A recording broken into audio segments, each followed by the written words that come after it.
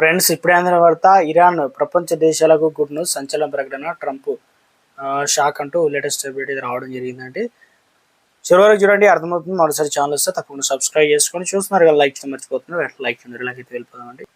War సంబంధించి చూసుకున్నట్లయితే Iran పైన అమెరికా ఇజ్రాయెల్ యుద్ధంలో సంచలన పరిణామం చోటు చేసుకుంది. గల్ఫ్ దేశాల్లో అధికంగా లభించే సహజ వనరులు అయిన ముడి చమురు, సహజ వాయువు, గ్యాస్తో పాటు ఇతర ఇంధన వనరులు నౌకల హర్ముజ్ జలసంధి గుండా వెళ్ళవచ్చు అని చెప్పేసి ఇరాన్ అధికారికంగా ప్రకటించింది.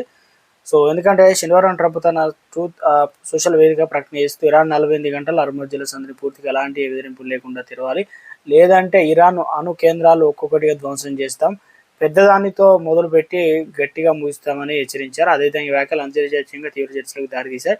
నేపథ్యంలో హర్ముజ్ జలసంధి ఉద్రిక్తలపైన ఇరాన్ అధికార ప్రతినిధి అలీ మౌసావి స్పందించారు. ఇరాన్ శత్రు దేశాలకు చెందిన నౌకలు తప్ప మిగతా అన్ని నౌకలు హర్ముజ్ జలసంధి ద్వారా వెళ్ళవచ్చని చెప్పేసి, మేము సముద్ర భద్రతను మెరుగుపరచడానికి సహకరించడానికి సిద్ధంగా ఉన్నామని తెలిపారు.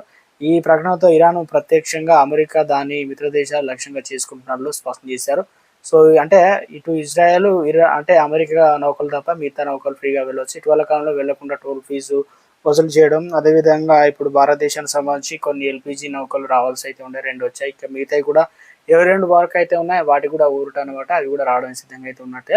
ఇక ఇరాన్ అధికార ప్రతినిధి అలీ మోసే చేసిన ప్రకటన ప్రపంచ దేశాలు ఊరుట ఇచ్చింది అనమాట. ఇదే వల్ల గల్ఫ్ ప్రాంతంలో అధికంగా లభించే ముడి చమురు, సహజవాయు, గ్యాస్ వంటి ఇంధన వనరులు సరఫరా అంతరాయం లేకుండా కొనసాగేందుకు నమ్మకం కలిగింది అంటున్నారు. అయితే దాదాపు 6 నెలల వరకు కూడా ఖత్తర్ కావచ్చు, యూఏ లాంటివి ఎల్పిజి అదేవిధంగా పెట్రోల్ అనేది తీయడానికి శాశ్వతంగా క్లోజ్ చేసినట్లు, ఇక ప్రపంచ దేశాలు సైతం ఆర్థికంగా కాస్త వెనుక వాటికి వెళ్లే ప్రమాదం కూడా ఉందంటున్నారు. ప్రపంచ వాణిజ్య అత్యంత కీలకంగా మారిన జలసంధి తెరవడం వల్ల చమురు ధరలు మరింత పెరిగితే ఆందోళన కొంతవరకు తగ్గాయి. ఇంధన సరఫరా నిలిచిపోతున్న బ్యాన్లు తగ్గడంతో అంతర్జాతీయ మార్కెట్లో స్థిరత్వం ఏర్పడే అవకాశం ఉంది. ఈ పరిణామం ఇతర దేశాల ఇక శుభ పరిమాణంగా చెప్పుకోవచ్చు.